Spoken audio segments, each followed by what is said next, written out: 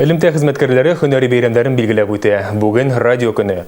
Рәсми мәгълүматлар буенча 1895 елда нәкъ шушы көнне Александр Попов радио уйлап таба. Ул үзе ясаган радиоалгыч ярдәмендә элемтә урнаштыруга ирешә. 1945 елдан бирле безнең илдә бу көн ел сайын билгеләп үтелә. Хезмәттәшләребез күңел радиосы алып баручылары да һөнәри бәйрәмнәрен ел сайын үзенчәлекле итеп үткәрә. Алар бу көнне иң беренче чиратта тыңлаучылар өчен бәйрәм ясый. Тулырак Лейсан Ханова сюжетында. Бүгін 7-шанада алапмыз 7 май бұл нәрсе ул радио көне. Күңел радиосында гадәттәгечә эш кайный. Алып баручылар эфирга чыга, дулкыннарда җыр яңгырый, телефон тынып тормый. Бәйрәм рухы сизелә. Бүген радио көне билгеләп үтелә. Аны бирдә ел саен үзенчәлекле итеп оештыралар. Әмма шулай да бер нәрсә үзгәрешсез кала бирә. Тыңлаучылар бәйрәм рухын тоярга тиеш. Чөнки радионы алардан башка күз алдына да китереп булмый. Быел мәсәлән иртәдән үк бүләкләр уйнаттылар. Төрле номинациялар билгеләнде, иң-иңнәрне билгеләдек.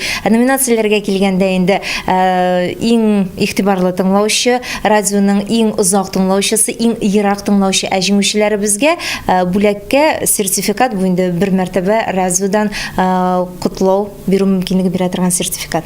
Күңел тыңлаучылары белән хаклы рәвештә горурлана ала. Аны Чаллыда гына түгел, республикабыз районнарында да яратып тыңлыйлар. Тик бер проблема бар. Күпләр радиоалгычларның күңелне тотмавыннан зарлана. Моны җиңел генә хәл итеп була дип белгечләр.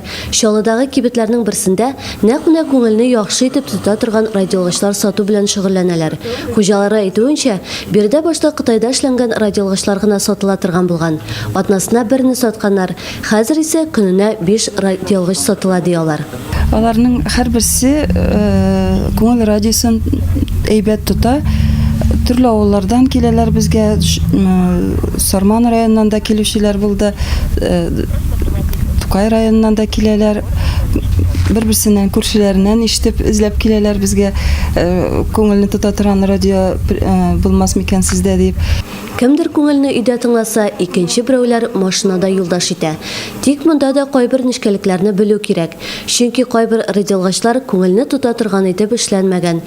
Аудио җиһазлар белән шөгыльләнүче эшмәкәр Рәсим Шәдуллин моны ничек хәл итеп буласын яхшы белә. Аның ярдәме белән күп кенә шәһәрдәшләребез машиналарында күңелдән аерылмады хәзер. Сезнең машинада күңел радиосы тотмаса, аңа адаптер куярга җитә. Дөрес, күңел яшьлеге 60-79-да булмый, 94-тә 8-дә була. Аңа карап, күңел радиосының сыйфаты начарланмый.